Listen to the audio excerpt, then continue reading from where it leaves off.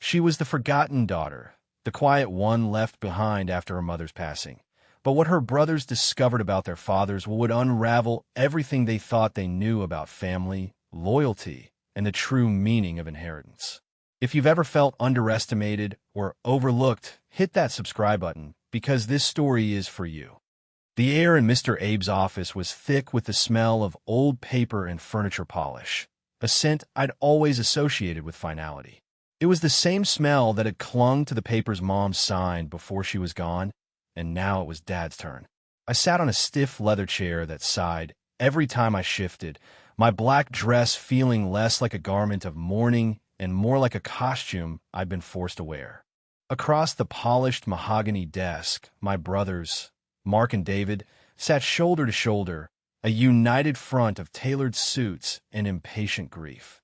They looked like vultures who had already picked the bones clean and were just waiting for the official paperwork to make it legal. 2 years. 2 years since I turned 16 and Dad had started getting sick.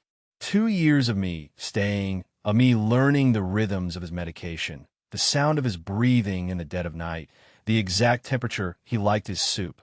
2 years of Mark and David calling once a month, their voices tight with practiced concern, always ending the call with a question about the farm's market value or the condition of the John Deere fleet. They had lives to live, they said, cities to conquer, deals to close. I had a life to put on hold.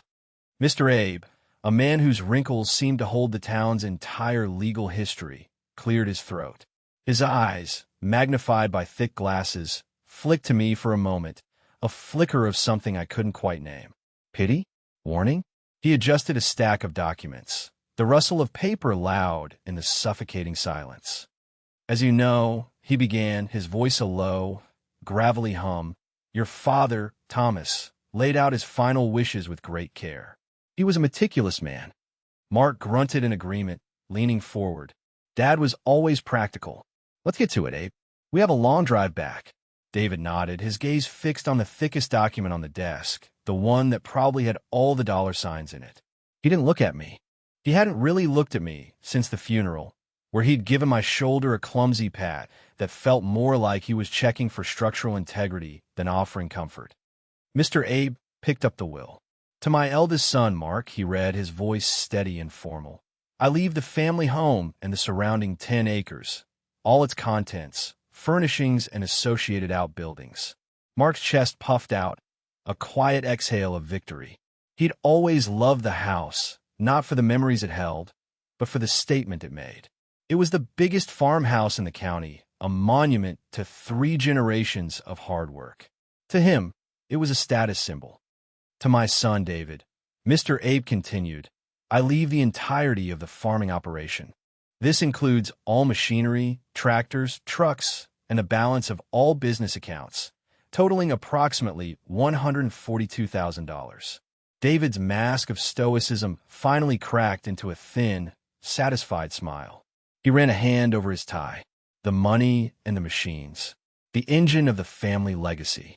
He'd get to sell it all off, piece by piece, and call it modernizing the portfolio.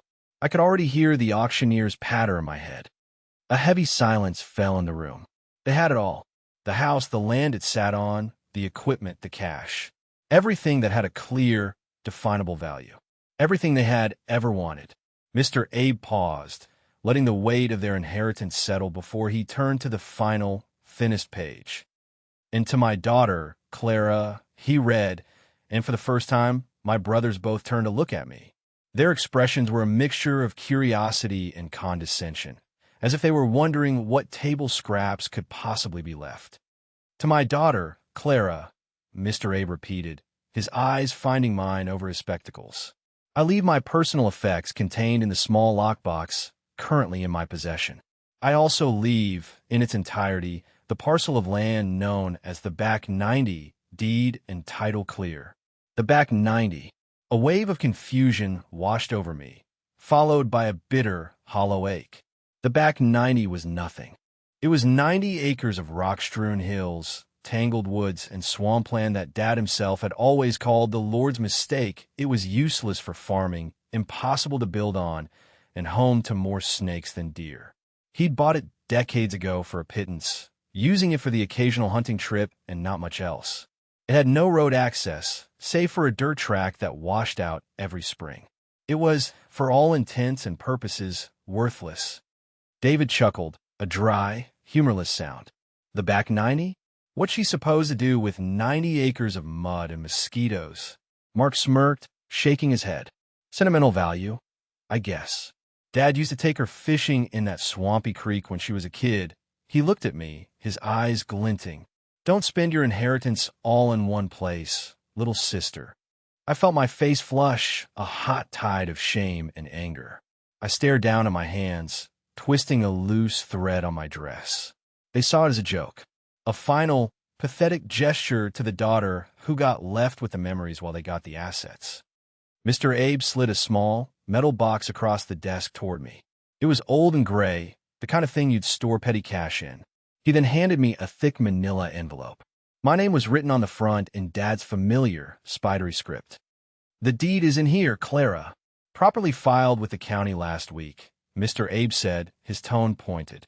He was looking at Mark and David when he said it, a subtle challenge in his gaze. Everything is legally airtight. My brothers stood up, their business concluded. They shook Mr. Abe's hand with a brisk finality. As they passed me on their way out, Mark paused. Listen, Clara, he said, his voice dropping into a tone of magnanimous charity. We'll be clearing out the house over the next month. You can stay until then. After that, well, you're 18 now.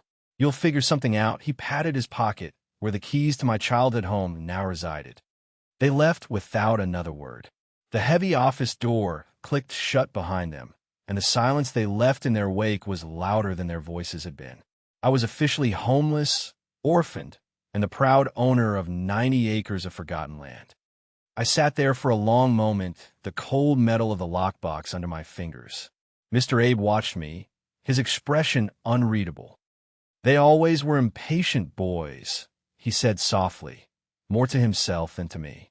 He took off his glasses and polished them with a handkerchief. Your father knew that. Why would he leave me that land? I whispered, the question hanging in the dusty air. It's nothing. He knew it was nothing. Mr. Abe put his glasses back on and leaned forward, his voice dropping even lower. Your father was not a fool, Clara. He was many things, but never a fool.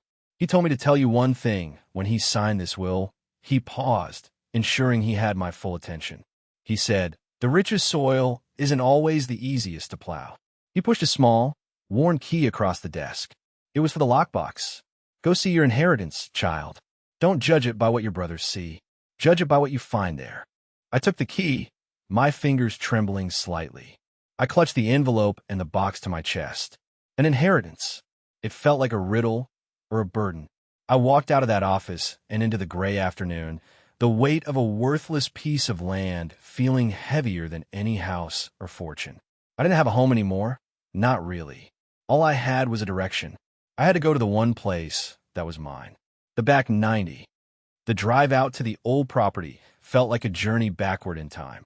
I was in Dad's beat-up Ford Ranger, a truck so old and Din and my brothers hadn't even bothered to list it as an asset. The engine coughed and sputtered, but it ran, and the cab smelled of him, a faint mix of motor oil, sawdust, and the cheap coffee he drank from his thermos. The keys had been in the lockbox, nestled on top of a folded piece of paper. The title signed over to me. Another small, deliberate act he'd made, hidden from everyone. As the town gave way to farmland, then to the dense, unmanaged woods that bordered our property, a profound sense of loneliness settled over me. The sky was the color of dishwater, threatening a rain that never came. My brothers were probably already at the house, measuring rooms, taking inventory, deciding which of Mom's old quilts to toss and which of Dad's tools to sell. They were divvying up a life while I was driving toward a piece of land that felt like an ending. The main road turned into a gravel county lane, and finally, I reached the turnoff. It wasn't a road, just a gap in the trees marked by two faded metal posts. The dirt track beyond was overgrown with weeds, two faint ruts disappearing into the shadows of the pines. I put the truck in four-wheel drive, something Dad had taught me how to do years ago, and eased it onto the path. Branches scraped against the sides of the truck like skeletal fingers, the sound echoing the scraping emptiness inside my chest. Mr. Abe's words echoed in my head. The richest soil isn't always the easiest to plow. What could that possibly mean? Was it just a folksy platitude meant to soften the blow of being disinherited? Or was it something more? Dad wasn't a man for empty words. Every story he told, every piece of advice he gave, had a point, even if it took you years to figure it out. After about a mile of slow, bumpy driving, the track opened into a small, lopsided clearing. And there it was, the cabin. It was more of a shack, really. The roof sagged in the middle like a tired old horse. The porch tilted at a drunken angle, and the wood of the walls had weathered to a silvery gray, scarred with dark veins of old rot. A single stone chimney stood crookedly at one end, a few bricks missing from the top. This was the centerpiece of my inheritance, a derelict shack on 90 acres of forgotten wilderness. I killed the engine.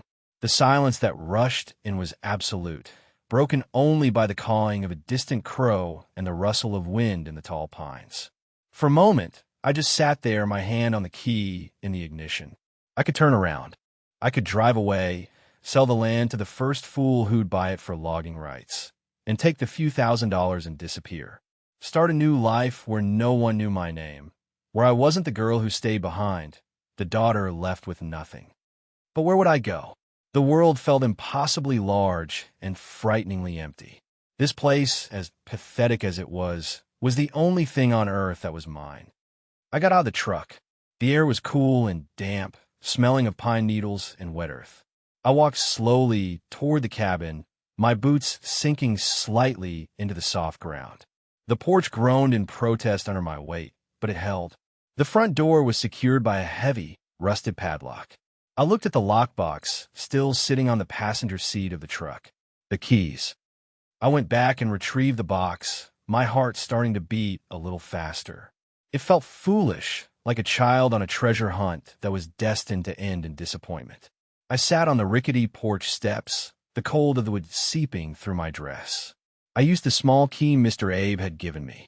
The lock on the box clicked open with a satisfying snap.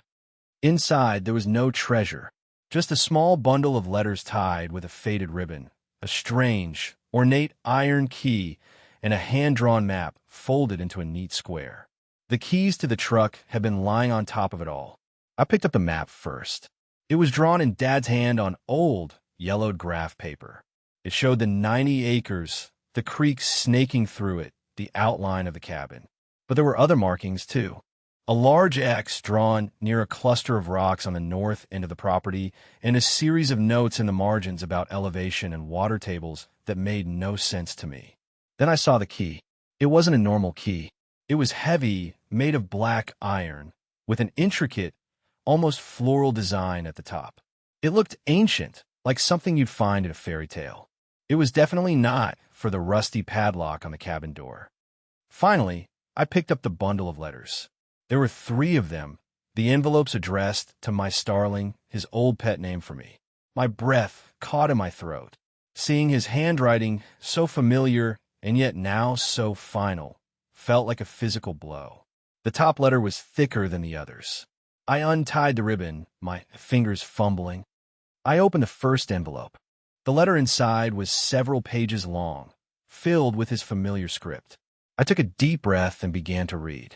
My dear Starling, if you are reading this, then I am gone, and the vultures have picked the carcass clean.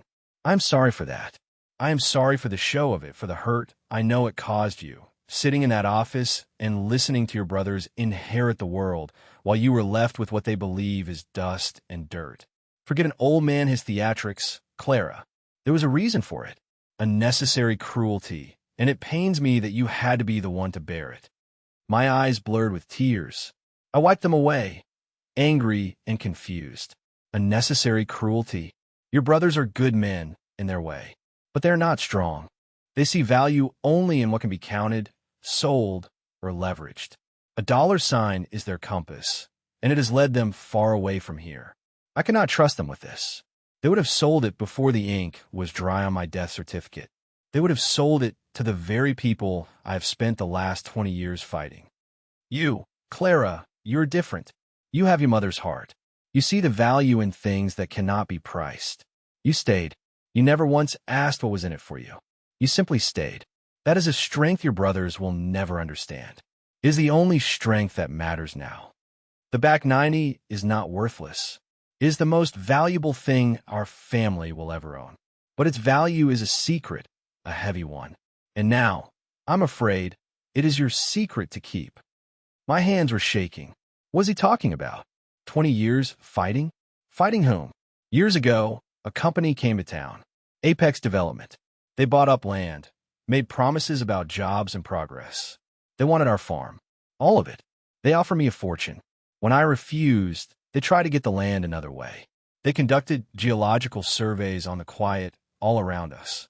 They found something under the back 90. Not oil, not gold. Water. A deep, pure aquifer, one of the largest in the state. So pure they could bottle it and sell it for a fortune. It's a geological anomaly, a vast underground reservoir in the middle of all this granite. I stopped reading, my mind reeling. Water. The worthless land was sitting on a hidden ocean. Apex wanted it. They still want it. They tried to use legal loopholes, eminent domain, anything to force a sale. I fought them. I spent years and a small fortune on lawyers, on environmental impact studies, on proving that tapping that aquifer would drain the wells of every family in this valley. I won, but it was a quiet victory. I buried the reports, silenced the lawyers. I made the whole thing disappear because I knew they would never stop. They would just wait. They would wait for me to die, and then they would come for my sons, dangling millions of dollars in front of them. And your brothers, bless their hearts, would have taken the money. I couldn't let that happen. The water is more than money. It's life. It feeds the creeks, the soil, the whole ecosystem of this place. To sell it would be to sell the future of this valley for a quick profit. So I hid it. I made the back 90 look worthless. I let the rumors fly that it was a swampy mess. And I created a will that would give my greedy sons everything they thought they wanted. So they would turn their backs and walk away, leaving the real treasure in the hands of the only person I could trust to protect it. I looked up from the letter, out at the tangled woods and the gray, sagging cabin. It wasn't an inheritance of land. It was an inheritance of a fight. He hadn't left me a property. He had left me a post, a guard duty. Inside this box is a map. It leads to my old storm cellar, hidden under the floor of the hunting cabin. The iron key opens the inner door. Down there, you'll find everything.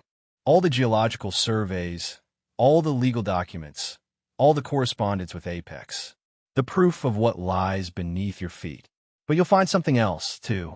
I've been saving for you, Clara, for years. Every spare dollar I could squirrel away, I converted to cash and hid it there.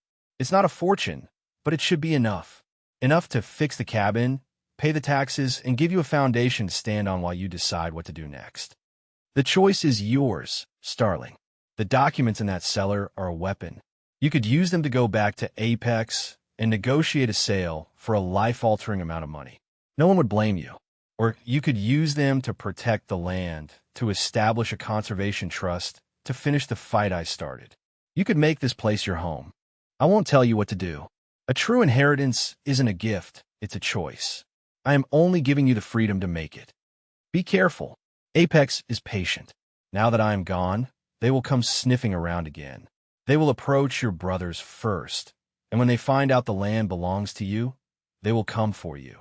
They will be charming. They will be generous. And if that doesn't work, they will be ruthless. Don't face them alone. Mr. Abe knows some of the story. He can be trusted. I love you, Clara. I know I wasn't the best father after your mother died. I buried myself in this fight and in my grief. But I saw you.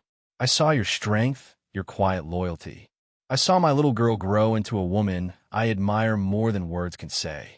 You were never the one left behind. You were the one I was counting on all along. Your loving father, Thomas. I folded the letter, my tears falling onto the dry, yellowed paper.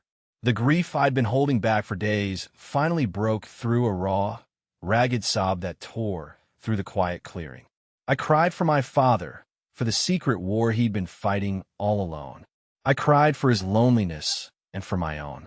I cried for the terrible, beautiful burden he had just placed on my shoulders. And I cried for the love I had so desperately needed to hear, finally delivered in a letter from beyond the grave. The weight of the lockbox on my lap had changed. It was no longer a symbol of my meager inheritance, but a vessel of trust, a testament of faith. My father had seen me. He had trusted me. He had armed me. The fear was still there, a cold knot in my stomach, but something else was there now, too. A flicker of purpose, a spark of his own stubborn resolve. I stood up, wiping my eyes on my sleeve. I had a cellar to find. The cabin was dark and smelled of dust and decay. I had to put my shoulder into the old wooden door to get it open, the rusted padlock having been for a different, smaller lock that was no longer there. The real lock, the one that mattered, was on the cabin itself. It took a moment for my eyes to adjust to the gloom. A single room, dominated by a stone fireplace. A rough-hewn table and 2 chairs stood in the center, coated in a thick layer of grime. A cot with a rotted mattress was pushed against one wall. It was grim, but it was solid. The bones of the place were good. I looked at the map again, then at the floor.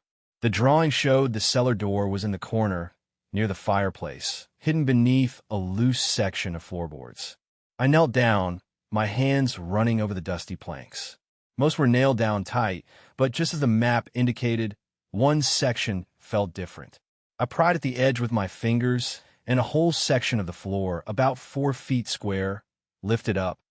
Beneath it was a dark, square hole and a steep wooden ladder leading down into blackness. The air that rose up was cool and smelled of damp earth and cellar cold. My heart hammered against my ribs. This was it. I took a deep breath, grabbed the flashlight from Dad's truck, and started down the ladder. The cellar was small, dug out of the earth and rock, the walls lined with stone. It was surprisingly dry. In the center of the floor was a heavy, iron-banded wooden door set horizontally into the concrete. It had no handle, only a large, ornate keyhole that matched the iron key from the box. It looked like the door to a dungeon or a tomb. I knelt, the beam of my flashlight shaking slightly. The key slid into the lock with a well-oiled click. It turned smoothly, and I heard the sound of heavy bolts retracting within the door. I pulled the key out and looked for a way to lift the heavy lid. I found a recessed iron ring, and with a grunt, I pulled. The door was heavy, but it lifted on creaking hinges, opening to reveal another set of concrete steps leading down even further. The second cellar was different. It was smaller, cleaner, and completely sealed with concrete. It was more of a vault than a cellar. And in the middle of the room sat a large, military-style footlocker, and beside it, a stack of sealed document boxes. I approached the footlocker first. It wasn't locked. I lifted the heavy lid. My breath hitched. It was filled with cash. Neat, plastic-wrapped bundles of $100 bills. I couldn't even begin to guess how much was there. Tens of thousands? 100,000? More? It was, as my father had written, a foundation. It was safety. It was a choice. Beneath the money were more personal items. A small photo album filled with pictures of my mother, pictures I'd never seen before. A tarnished silver locket. And another letter, this one with just my name on it. I sat on the cold concrete floor of that hidden vault, the beam of my flashlight illuminating the dust motes dancing in the air, and I opened the second letter.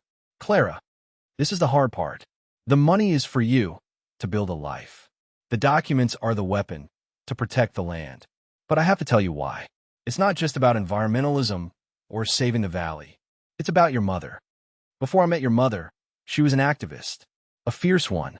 She fought for clean water, for protecting wild places. It's how we met. She was protesting a logging company, and I was the guy hired to survey the land they were trying to cut. She changed my mind. She changed my whole life. When we bought this farm, we made a promise that we would be custodians of the land, not just owners.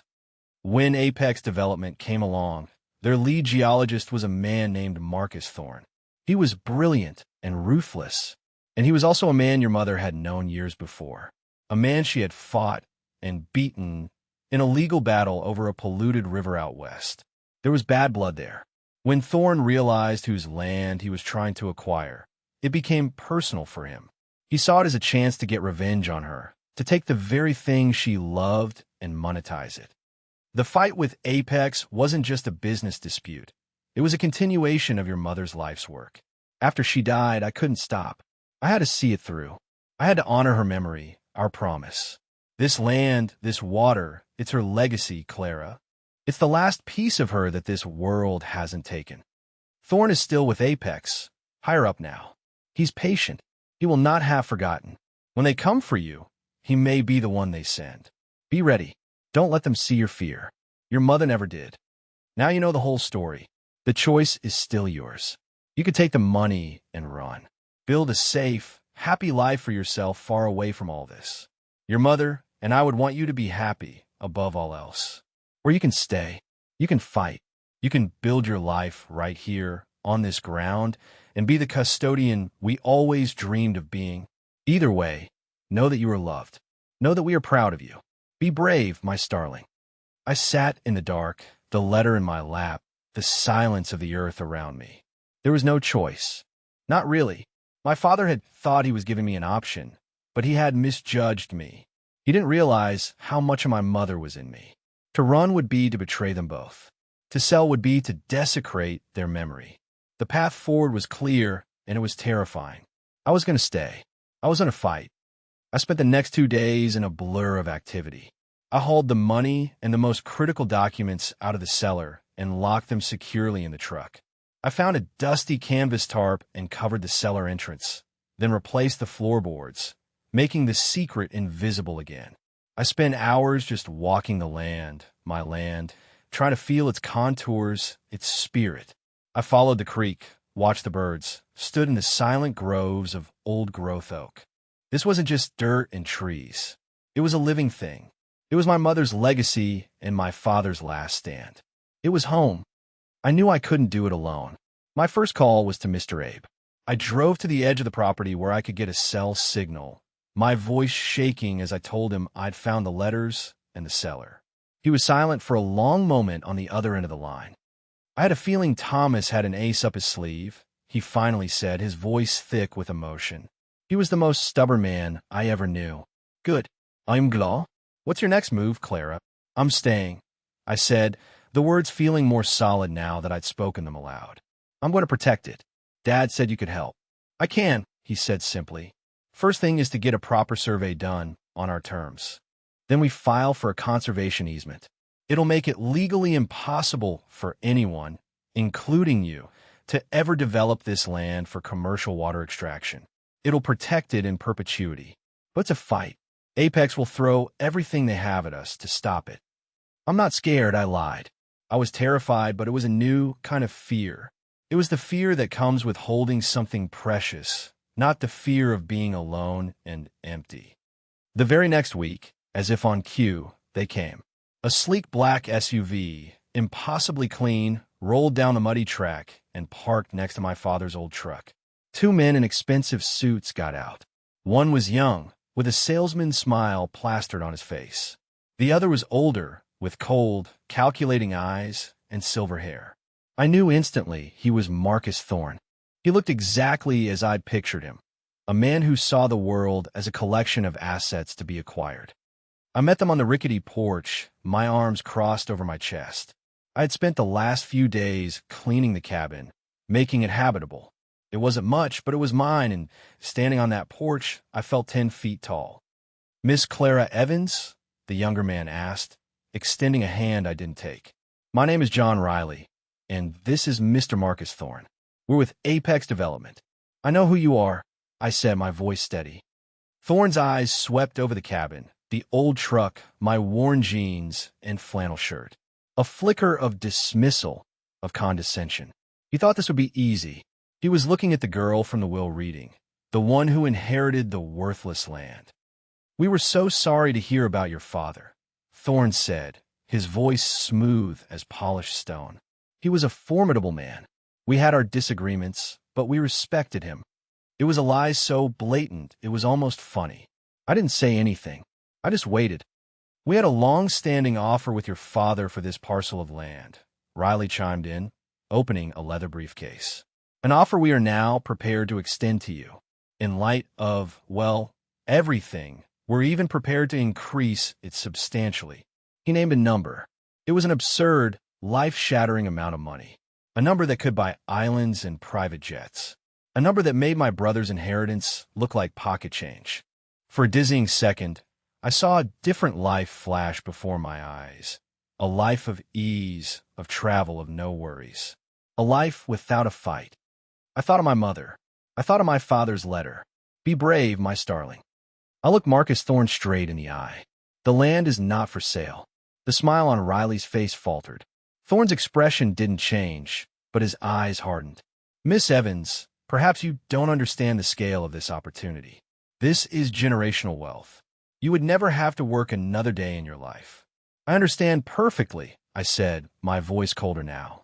I understand what's under this land, and I understand what it would do to this valley if you got your hands on it. The answer is no.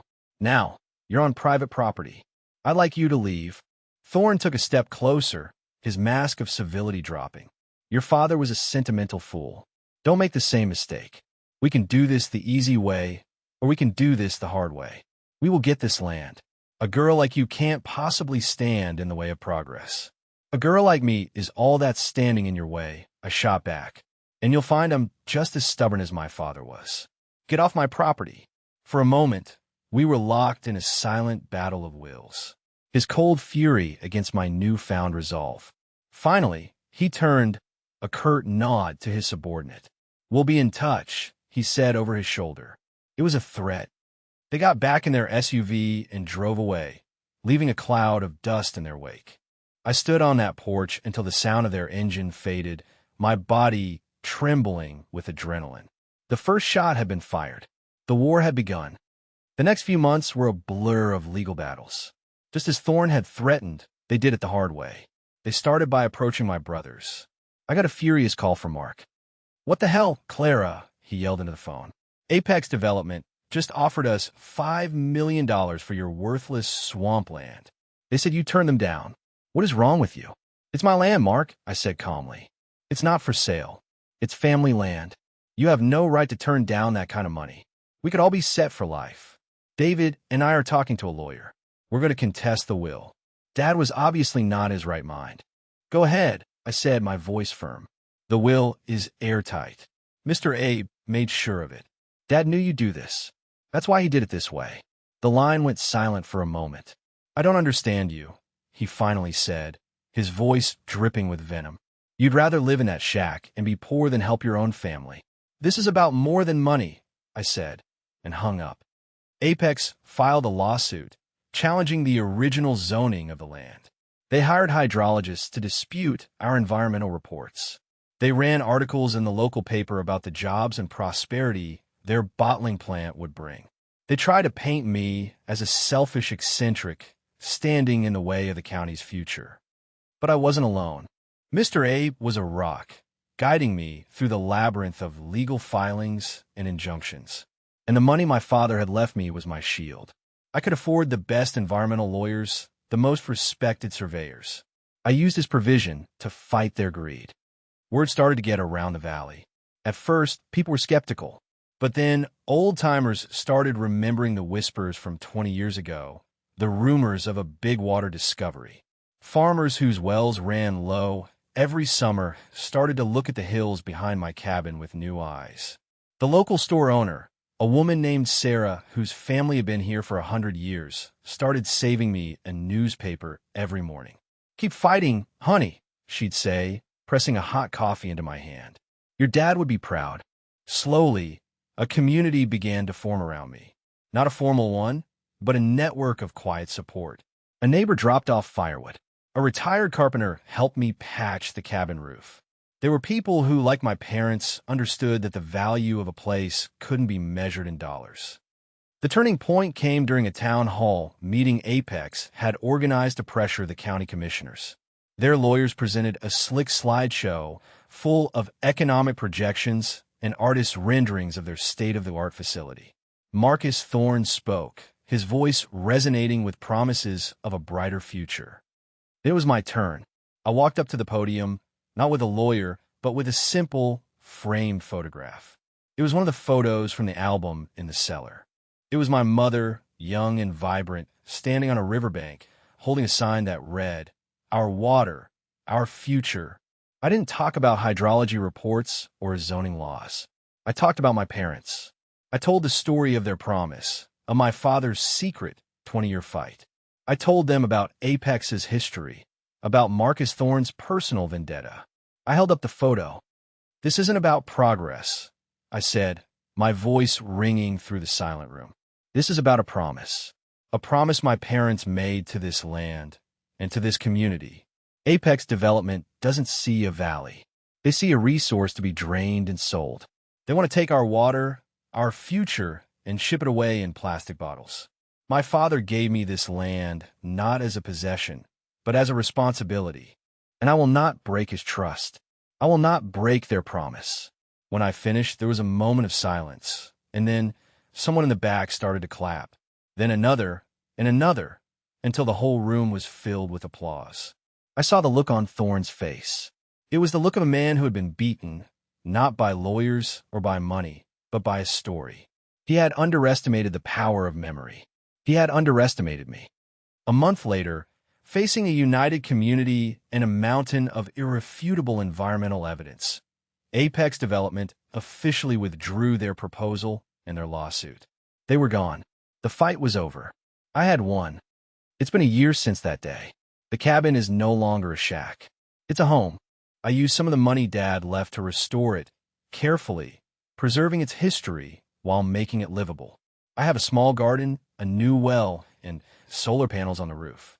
The rest of the money, a significant amount, is in a trust fund managed by Mr. Abe, dedicated to the legal defense of this land and other wild places in the valley. My brothers don't speak to me. They sold the house and the equipment and moved away. Sometimes I feel a pang of sadness for that broken connection. But they made their choice and I made mine. They chose money. I chose this. I spend my days walking the 90 acres. I know the name of every wildflower, the sound of every bird. I feel my parents' presence here, in the rustle of the leaves, in the cool, clear water of the creek. This land is not a fortune. It's something far more valuable. It's a legacy. It's a purpose. It's the place where the forgotten daughter found out she was the chosen one all along. My father was right. The richest soil isn't always the easiest to plow. It takes work. It takes faith. It takes a willingness to see the value in things that others discard. But if you're patient, and if you're brave, you might just find that it's the only soil worth planting your life in.